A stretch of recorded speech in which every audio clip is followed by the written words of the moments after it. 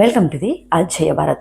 ఒక 5 మినిట్స్ ఈ విషయాన్ని స్పష్టంగా అర్థం చేసుకోవడానికి ట్రై చేయండి. ఇక్కడ ఫుల్గా పూర్తిగా బ్లూ కలర్ రంగు ప్రాంతం ఇది భారతదేశానికి చెందిన పశ్చిమ బెంగాల్. అండ్ ఇక్కడ ఇటువైపు భారతదేశం ఈశాన్య రాష్ట్రాలన్నీ ఉన్నాయి.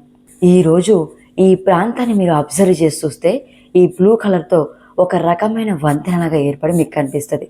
ఇది 60 కిలోమీటర్ల పొడవు అండ్ 22 కిలోమీటర్ల వెడల్పు. ఈ ప్రాంతాన్ని సిలిగురి కారిడార్ అంటారు. ఇది ఈరోజు భారతదేశపు ఈశాన్య రాష్ట్రాలతో కేవలం అనుసంధానం చెయ్యడమే కాకుండా భారతదేశపు ఈశాన్య ప్రాంతాలలో ముఖ్యంగా చైనాతో సరిహద్దును పంచుకునే రాష్ట్రాలు అంటే వాస్తవాధినేక లైన్ ఆఫ్ యాక్చువల్ కంట్రోల్కి దగ్గరలోని ఆ ప్రాంతంలో భారతదేశం తన సైనిక సరఫరా మార్గాలను కూడా ఏర్పాటు చేసుకుంటుంది. అసలు ఇక్కడ ప్రశ్న ఏంటంటే అసలు ఆట ఏంటి? ఇక్కడ జరుగుతున్న అతిపెద్ద ఆట ఏంటి? ఇక్కడ మీరు ఈ ప్రాంతాన్ని పూర్తిగా అబ్జర్వ్ చేస్తే ఇది చైనా భూభాగం. చైనాని అనుకొని భూటాన్ ఉంది. ఈ భూటాన్ చైనాల పక్కనే మన భారతదేశపు సిలిగురి కారిడార్ అంటే చికెన్ నెక్ కూడా పూర్తిగా ఉంది. 2017లో చైనా భూటాన్లోకి చొరబడి ఒక రకమైన సంక్షోభాన్ని సృష్టించింది. దాన్నే ఇప్పుడు మనం డోక్లాంగ్ క్రిసిస్ అని పిలుస్తున్నాం. ఇక్కడ చైనా ప్రాంతాన్ని అండ్ భూటాన్ ప్రాంతాన్ని ఒకసారి శ్రద్ధగా చూడండి. ఇక్కడ ఏ నీలిరంగు ప్రాంతం అయితే హైలైట్ చేయబడిందో ఆ నీలిరంగు ప్రాంతాన్ని మనం డోక్లాంగ్ ప్రాంతం అంటున్నాం. ఇది భూటాన్లో ఉంది. ఈ డోక్లాంగ్ ప్రాంతం దగ్గరలో చైనాకి చెందిన చుక్కలతో కూడిన ఈ ప్రాంతం ఏదైతే ఉందో ఈ ప్రాంతాన్ని మనం చుంబీ వ్యాలీ అని పిలుస్తున్నాం. అసలు సమస్య ఏంటంటే 2017లో చైనా ఈ చుంబీ వ్యాలీలోకి చొరబడి అక్కడ కూర్చొని డోక్లాం లోయలోని డోక్లాం రేంజ్ దగ్గర కొన్ని రోడ్లను నిర్మించింది. మన భారతదేశం ఎప్పుడైతే ఈ రోడ్లను గుర్తించి వెంటనే ఆ రోడ్లని ఆపేయడానికి ప్రయత్నించిందో అప్పుడు చైనా భారతదేశంతో సుదీర్ఘమైన చర్చలు జరిపి మొదటగా చేసిన పని ఏంటో తెలుసా? రోడ్డు నిర్మాణాన్ని ఆపేసింది. కానీ రోడ్లని ఆపిన తర్వాత అది కేవలం ఈ రోడ్ల పనిని మాత్రమే ఆపేసి వెళ్ళలేదు. కానీ ఒక్కసారి ఇది అబ్జర్వ్ చేయండి. భారతదేశపు రీసెర్చ్ అండ్ అనాలిసిస్ వింగ్ యొక్క నేషనల్ టెక్నికల్ రీసెర్చ్ ఏజెన్సీ ఇది శాటిలైట్ ఇమేజనరీ ఇంటెలిజెన్స్ని సేకరిస్తుంది. దీని తాలూకు ఇటీవల లేటెస్ట్ రిపోర్ట్ చూస్తే ఆ రిపోర్ట్లో ఈ డోక్లాం లోయలోని ఈ రోజు తేదీల్లో యాక్చువల్గా మనం ఏమనుకున్నాం, వదిలేసి వెళ్ళిపోయింది అనుకున్నాం. కానీ ప్రజెంట్ సిచ్యువేషన్ చూస్తే చైనా మన భారత భూభాగంలో 13 మిలిటరీ పొజిషన్ ఏర్పాటు చేసుకుంది. ఈ 13 మిలిటరీ పొజిషన్లో 5 అడ్వాన్స్డ్ ఎయిర్ డిఫెన్స్ బేస్లు కూడా ఈ డోక్లాం లోయలోనే ఉన్నాయి.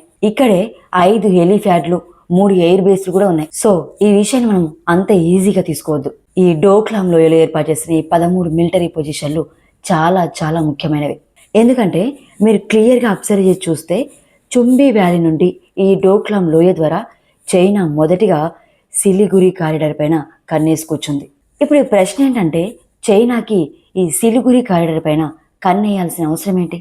చైనా మన సిలిగురి కారిడార్ పైన కన్నేసి కూర్చుంది అని ఎందుకు అంటున్నానంటే అది మన భారతదేశపు ఈశాన్య ప్రాంతాల్లో మొత్తం గేమ్ని అక్కడ అండర్ కట్ చేసి అక్కడ దెబ్బతీసి భారతదేశపు ఈశాన్య ప్రాంతాన్ని వేరు చేయాలని కోరుకుంటుంది. ఇది ఒక విచిత్రమైన ఆట.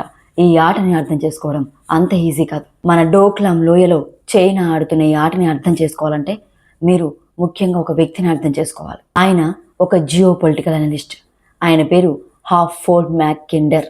ఈ హాప్ఫోర్డ్ మ్యాక్కిండర్ 100 సంవత్సరాల క్రితం ఒక రకమైన సిద్ధాంతాన్ని ఇచ్చాడు. ఆ సిద్ధాంతం పేరు హార్ట్లైన్ థియరీ. ఆ సిద్ధాంతంలో ఒక గొప్ప విషయం, ఒక ఇంట్రెస్టింగ్ విషయం చెప్పాడు. మీరు భౌగోళిక రాజకీయాలను చదివిన వారైతే, ఏదైనా పుస్తకాన్ని రీడ్ చేసే వాళ్ళైతే ఆ హార్ట్లైన్ థియరీలో ఉన్న సిద్ధాంతాన్ని అర్థం చేసుకోవడం చాలా ఈజీ.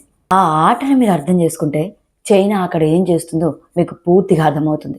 ఈ హార్ట్లైన్ థియరీ ఏం చెప్తుందంటే ఏదైనా ఒక దేశం ఒకవేళ ఏదైనా ల్యాండ్ చోక్ పాయింట్ని కంట్రోల్ చేసుకుంటే ఆ ల్యాండ్ చోక్ పాయింట్ని కంట్రోల్ చేసి పూర్తి ప్రాంతంలో తన ఆధిపత్యాన్ని చాటుకోవచ్చు. ఇప్పుడు ఈ సిద్ధాంతాన్ని ఇక్కడ అప్లై చేస్తూ చూడండి.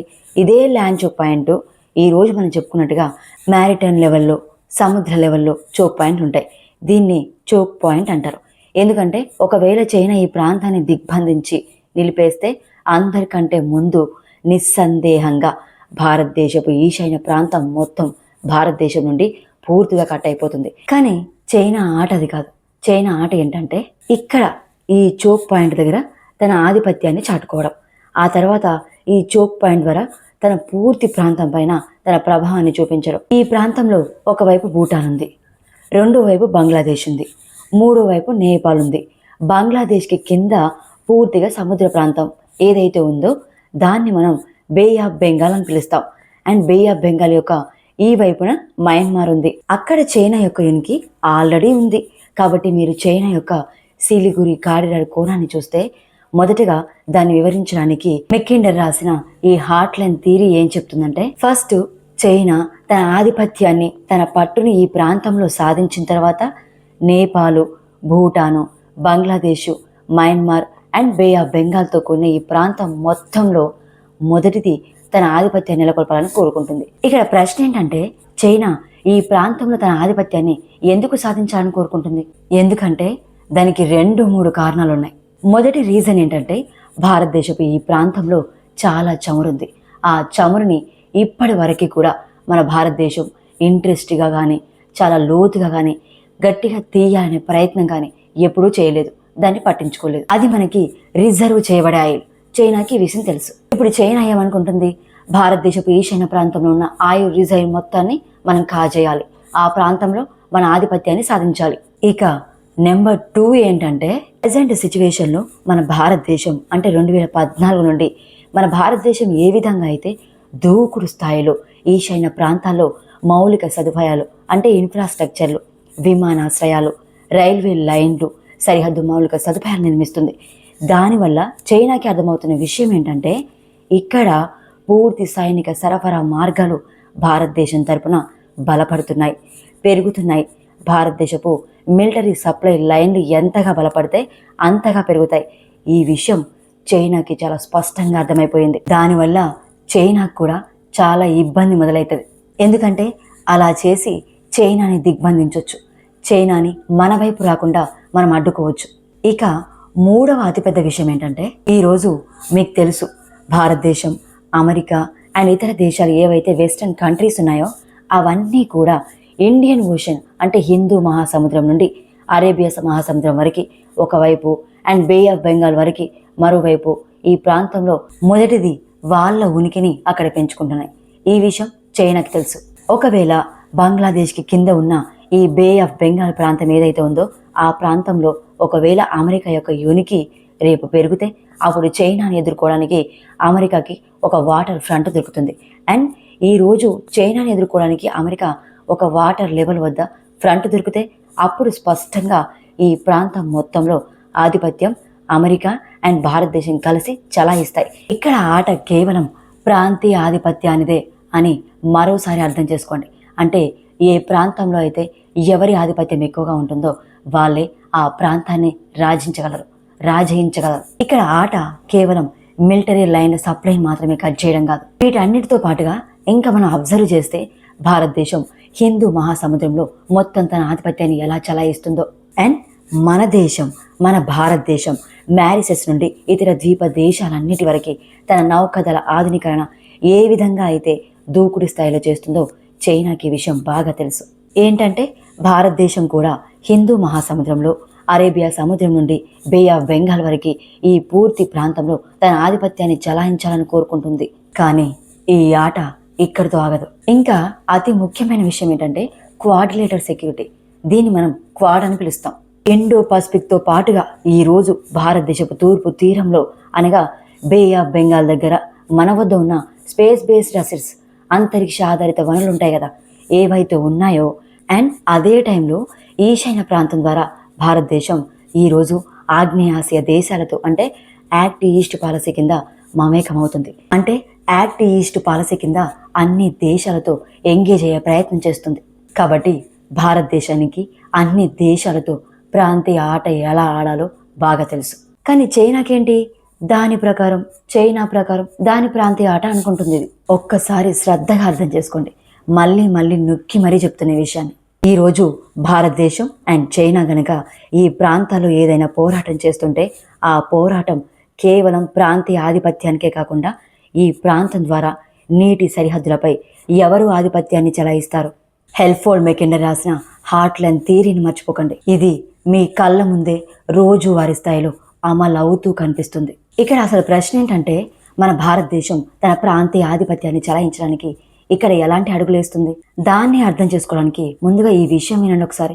భారతదేశపు ప్రాంతీయ ఆధిపత్యాన్ని దెబ్బతీయడానికి ఈ ప్రాంతాల్లో మణిపూర్లో మొదటగా ఒక సంక్షోభం ఏర్పడింది. ఆ సంక్షోభాన్ని అదుపు చేయడానికి మణిపూర్లో భారతదేశం రాష్ట్రపతి పాలన విధించి సైన్యాన్ని పంపి ఆపరేషనల్ ఆల్అవుట్ కింద మణిపూర్లో మొట్టమొదటిగా స్థిరత్వాన్ని తెచ్చే పని ఈరోజు జరుగుతుంది. రెండవది, భారతదేశంలో మయన్మార్ బంగ్లాదేశ్ సరిహద్దు ఏదైతే ఉందో ఆ సరిహద్దు వద్ద అరాకన్ ఆర్మీని బలోపేతం చేసి research and analysis wing Arakan ఆర్మీని అక్కడ ఒక స్థిరమైన శక్తిగా సృష్టించింది. దీంతో పాటుగా రీసెంట్గా మయన్మార్లో దురదృష్టవశాత్తు ఒక భూకంపం సంభవించింది. అప్పుడు మన భారతదేశం ముందుగా స్పందించి మయన్మార్కి నెట్ సెక్యూరిటీ ప్రొవైడర్ని అన్ని సహాయక సామగ్రిని అందించింది. చైనా కంటే ముందు మనమే అందించాం. ఆ భూకంపం కారణంగా మయన్మార్కి సహాయం చేసి మయన్మార్ ప్రభుత్వంతో కానీ మయన్మార్ వ్యవస్థలతో కానీ ఒక మంచి బంధాన్ని పెంచుకోగలిగాం. ఇక నాలుగో విషయం ఏంటంటే, మీరు చూస్తూనే ఉన్నారు, మీకు తెలుస్తూనే ఉంది, నేపాల్లో అక్కడ ఉన్న రాజును గద్దెదించడానికి, నేపాల్ ప్రభుత్వాన్ని పడేయడానికి అక్కడ ఉద్యమాలు నడుస్తున్నాయి. ఆ ఉద్యమం ద్వారా చైనా యొక్క ఉనికిని మళ్ళీ దెబ్బతీస్తున్నారు. ఇప్పుడు ఇదే ఆసరాగా చేసుకొని అక్కడ నేపాల్లో కానీ దానికి దగ్గరలో ఉన్న సిక్కిం ప్రాంతంలో కానీ అక్కడ ఉన్న కొంతమంది టిబెటన్ ప్రజలతో మన భారతదేశం తన బుద్ధి బలాన్ని ఉపయోగించి దూకుడు స్థాయిలో బుద్ధిజం ఆటనాడుతుంది. ఇప్పుడు నెక్స్ట్ రాబోయే టైంలో ఇదే చూస్తారు మీరు. అక్కడి దలై లామాతో కూడా మన భారతదేశ ప్రధానమంత్రి కలవబోతున్నారు. అక్కడ చైనాకి మనం ఇస్తున్న ఒక సిగ్నల్ అనుకోవచ్చు. ఏమని? భారతదేశానికి కూడా మైండ్ ఉంది, మేము సాఫ్ట్ పవర్తో అన్ని దేశాన్ని స్వాధీనం చేసుకుంటాము, అన్ని దేశాల మనసులను గెలుచుకుంటాము అని. కానీ ప్రాబ్లం ఏంటంటే, భారతదేశం యొక్క ఈ ఆటను దెబ్బతీయడానికి బంగ్లాదేశ్ ఏ మాత్రం తక్కువ కాదు. ఎందుకంటే మహమ్మద్ యూనస్ ఎటువంటి లోటు చేయలేదు ఆ అజెండాని చైనాతో కలిసి నడిపించడానికి. బంగ్లాదేశ్ చాలా కాలం నుండి పూర్తి ఈశాన్య ప్రాంతాన్ని అస్థిరపరచడానికి డెమోగ్రాఫిక్ లెవెల్లో ప్రయత్నిస్తుంది. ప్రజెంట్ ఏం జరుగుతుందంటే, బంగ్లాదేశ్ లోపల అన్సారుల్ బంగ్లా టీం, హిజ్బుల్లా తహ్రీర్, ఇక్కడ ఉన్న మిగతా గ్రూపులన్నీ, జమాతహుల్ ముజాహిదీన్ బంగ్లాదేశ్ లాంటి ఈ గ్రూపులన్నీ మొదట ఏం చేస్తున్నాయి? ఈ గ్రూపులన్నీ కలిసి సామాన్య ప్రజలందరికీ శిక్షణ ఇస్తున్నారు. శిక్షణ ఇచ్చి క్రమక్రమంగా సరిహద్దు దాటి బంగ్లాదేశ్ నుండి భారతదేశంలోని బెంగాల్లోకి పంపిస్తున్నారు. బెంగాల్లోని ముర్షిదాబాద్ నుండి మల్దా నుండి 24 పరిగణాల వరకు ఈ జిల్లాలన్నిటిలో వాళ్ళందరూ మన భారతదేశంలోకి చొరబడి ఇక్కడ ఉన్న ముస్లింలందరినీ రాడికలైజ్ చేస్తున్నారు. ఏమని రాడికలైజ్ చేస్తున్నారు? చూడండి, మనం పెద్ద ఎత్తున నిరసనలు చేయాలి, మాస్ ప్రొటెస్టులు చేయాలి, మీరు చేస్తారు, ఎందుకంటే ప్రభుత్వం మీపై కేసులు పెడుతుంది, ఆ తర్వాత విక్టిమ్ కార్డ్ లాగా మీరు ప్రయత్నించాలి, మీరు గేమ్ ఆడాలి. వీళ్ళు మాత్రమే కాదు, మన దేశంలోని కొన్ని రాజకీయ పార్టీల రాజకీయ నాయకులు కూడా వాళ్ళ మద్దతుతో ఇక్కడ ప్రజలు నిరసనలు చేస్తున్నారు. చిన్న చిన్న ఖిలాఫతులు సృష్టించుకోవాలనుకుంటున్నారు. ఇవన్నీ చేస్తుంటే మన భారతదేశం ఊరికే ఏం కూర్చోలేదు. మన తరపున కూడా చాలా ప్రయత్నాలు చేస్తున్నాం. బంగ్లాదేశ్ ఏ ప్రక్రియలు అమలు చేస్తున్నా వాటిని తిప్పికొట్టడానికి కేవలం ఇమిగ్రెన్స్ బిల్లు, ఎన్ఆర్ఎస్ బిల్లు మాత్రమే సరిపోవు. మన దగ్గర ఇంటెలిజెన్స్ బ్యూరో యొక్క ఉనికి క్రమక్రమంగా పెరుగుతూ వస్తుంది. ఈ మదర్సాలన్నింటిలోకి ఇంటెలిజెన్స్ బ్యూరో చొచ్చుకెళ్ళి వారు ఏ విధంగా రాడికలైజ్ చేస్తున్నారో పరిశీలిస్తుంది. ఈ టైంలో భారతదేశం వద్ద ఒక పెద్ద అస్త్రం ఉంది. అదేంటంటే, ఒకవేళ ఈ ప్రక్రియలన్నింటి తర్వాత కూడా కార్యక్రమాలు ఇదే విధంగా ముందుకు సాగి బంగ్లాదేశ్ తన చర్యల నుండి మారకపోతే, ఇక్కడ గమనించండి, ఇదే బంగ్లాదేశ్, ఇది బంగ్లాదేశ్ యొక్క అత్యంత ఉత్తర ప్రాంతం. బంగ్లాదేశ్ సంబంధించి నేను ఏ చుక్కల ప్రాంతాన్ని అయితే గుర్తిస్తున్నానో దాన్ని రంగాపూర్ అని పిలుస్తారు. రంగాపూర్ జిల్లా అనేది చారిత్రాత్మకంగా భారతదేశంలో ఒక భాగం. ఒకవేళ బంగ్లాదేశ్ కనుక ఈ కార్యక్రమాలు మానకపోతే, భారతదేశంపై ఇలాంటి చర్యలకి ఇలానే పాల్పడుతూ వస్తే, వచ్చే సంవత్సరంలో కానీ రాబోయే కాలంలో కానీ బంగ్లాదేశ్ నుంచి ఆ రంగాపూర్ ప్రాంతాన్ని ఖచ్చితంగా విడగొట్టి తీరుతుంది. అది మన భారతదేశంలో విలీనం అవుతుంది. భారతదేశంలో ఎప్పుడైతే విలీనం అవుతుందో అప్పుడు మీరు చూస్తారు, ఈ చికెన్ నెక్ తాలూకు పూర్తి కారిడార్ ఏదైతే ఉందో ఆ కారిడార్ పూర్తిగా పెద్దదైపోతుంది.